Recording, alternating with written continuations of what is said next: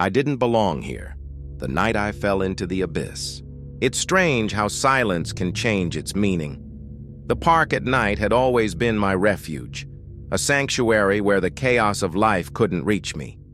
Under the skeletal branches of an ancient oak, I'd sit for hours, letting the icy wind nip at my cheeks. My coat wasn't enough to keep the cold out, but I didn't care. Here, the world stopped demanding, stopped judging. It just let me be. But tonight, the silence felt different. "Hey, the park's closed." The voice tore through the stillness, and I flinched, my breath clouding in the frozen air. It was the night guard, his flashlight stabbing through the darkness like a blade. I'd seen him before, a burly figure who patrolled with indifference. But this time, his voice had an edge to it, a tone that made my skin crawl. "Sorry," I muttered, rising stiffly from the bench. "You're not supposed to be here," he said, his words hanging heavy in the cold air. I nodded, not daring to look back as I shuffled off. His flashlight followed me, casting monstrous shadows across the snow. My feet crunched the icy ground as I walked, the sound loud in the oppressive quiet. My apartment wasn't far, but the distance felt insurmountable. The cold was sharper than usual, seeping through every layer of fabric, clawing at my skin. At first, the streets seemed normal, dimly lit, deserted. The occasional car hummed by, headlights slicing through the frost-coated world. But as I walked, something shifted. The air grew heavy, almost suffocating.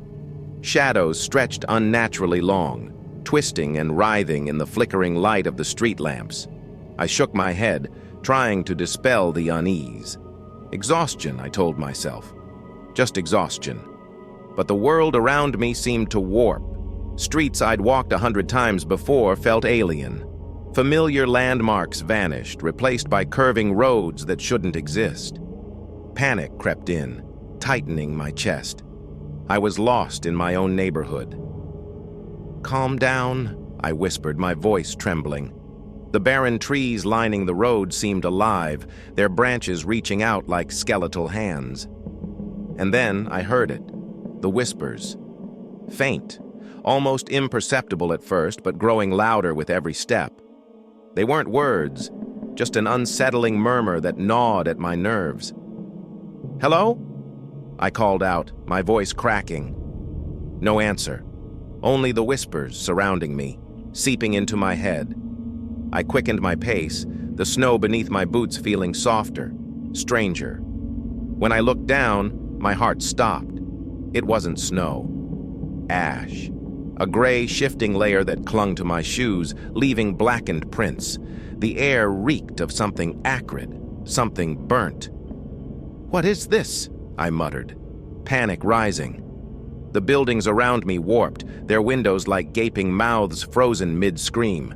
Streetlights flickered erratically, casting a sickly yellow glow. My feet stumbled, and I fell, my hands sinking into the warm, ashen ground. I scrambled to my feet, heart pounding. That's when I saw it. A figure stood in the distance, barely visible in the haze. At first I thought it was the night guard, but no. This was something else.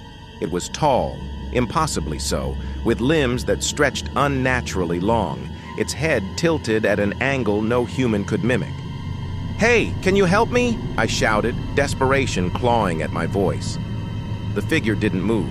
It just watched, though I couldn't see its face. I didn't need to. I could feel its gaze, cold and unrelenting. The whispers swelled, their cadence rhythmic, hypnotic. They pulled at me, drawing me closer to the figure. My feet moved on their own, each step cracking the ground beneath me. A fiery glow pulsed through the fractures, like a heartbeat. "What do you want?" I choked out, my voice barely a whisper. The figure raised a spindly arm, pointing directly at me. The whispers stopped. Silence crashed over me, pressing against my eardrums. Then it spoke. Its voice was a chorus, layered and discordant. "You do not belong here." The ground crumbled and I fell. The world dissolved into darkness, and I tumbled through an abyss.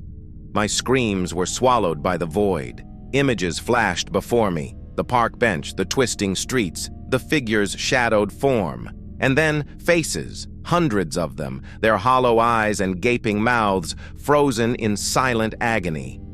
I landed hard on a cold, metallic surface. Gasping, I sat up, my surroundings a nightmare. Mirrors lined the walls, but they didn't reflect me. Instead, distorted versions of myself stared back, their smiles wide and grotesque, their eyes black voids oozing darkness. "What is this?" I whispered. The reflections moved, their voices mocking. "You wanted to be alone. Now you are." They stepped out of the mirrors, their movements jerky, unnatural, surrounding me. One reached out, its icy hand brushing my cheek. I tried to scream, but no sound came. "Goodbye," it whispered. And then there was nothing.